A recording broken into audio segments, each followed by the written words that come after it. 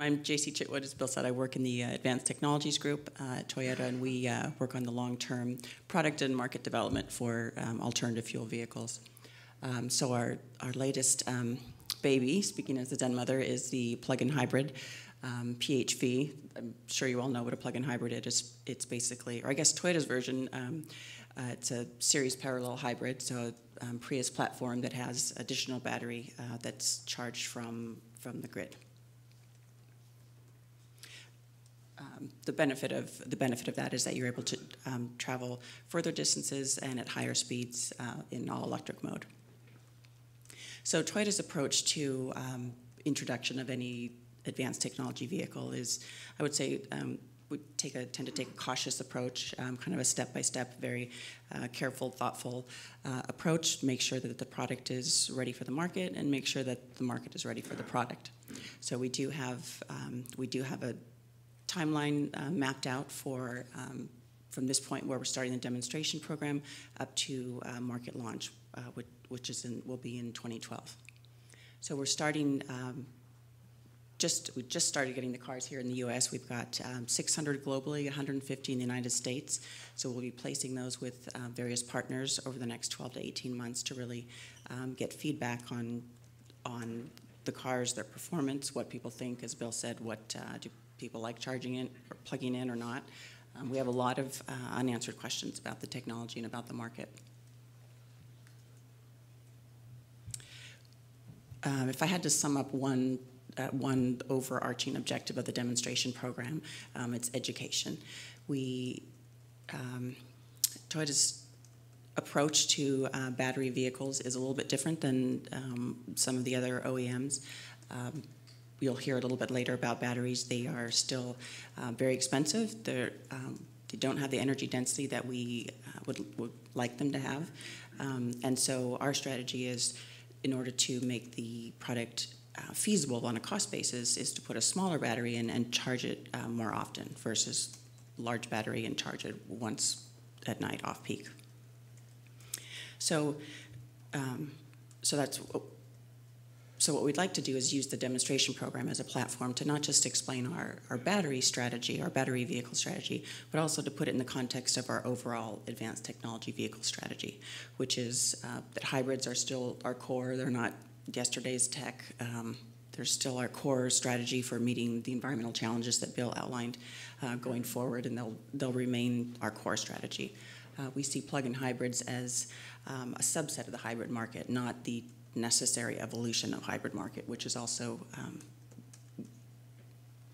maybe not a prevailing idea, but definitely something that we keep hearing, is that eventually all hybrids will be plugged in. And we don't necessarily think that's the case, at least where we see battery development heading. So we want to use the demonstration program not just to explain what plug-in hybrids are, but also to put it in context of our overall strategy. We also want to evaluate the sales potential for the vehicle. So we'll be looking at different fleet applications, looking at different retail applications. We think we have a good idea of who the target buyer is. So we'll be testing the vehicles with traditional hybrid intenders. But we also know that there's a lot of things we don't know. So we're going to put the vehicles in a lot of different rotations. We'll be rotating the vehicles every 2 to 3 months. So we're trying to get a big sample of a lot of drivers with a lot of data over a short period of time. Jenna mentioned this. All of the cars will be instrumented with remote data collection devices. So we'll be getting almost real-time data from every trip. So every trip, we'll be getting fuel economy, we'll be getting EV distance, we'll be getting driver aggressiveness, we'll know what time of day people charge, how many times a day they charge. So all of this is going to help us look at the vehicle performance, and then along with that, we're going to get a rich data set of customer information, online web-based surveys before they drive, anywhere from 1 to 3 surveys within that 3-month period that they're driving, and then an exit interview as well. So what we'll be able to do is match the vehicle performance with the customer data and really see where where the challenges lie, what people like and don't like, and look at where we see opportunities. So all of this information will be available online. We're providing this data set to all of our program partners. Our goal is really to be very transparent with the program and have other partners help us to evaluate the technology. There's a lot of interest in this technology. Some of our research partners, universities, are going to be using the data from all the vehicles to do their own analysis, and you'll hear it as a theme throughout today, is that we really rely on outside voices to help us to guide our decision making.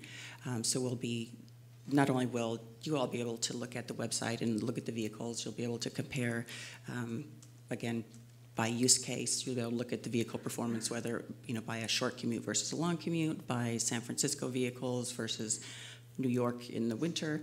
So you really be able to get a sense for the technology and how it's performing.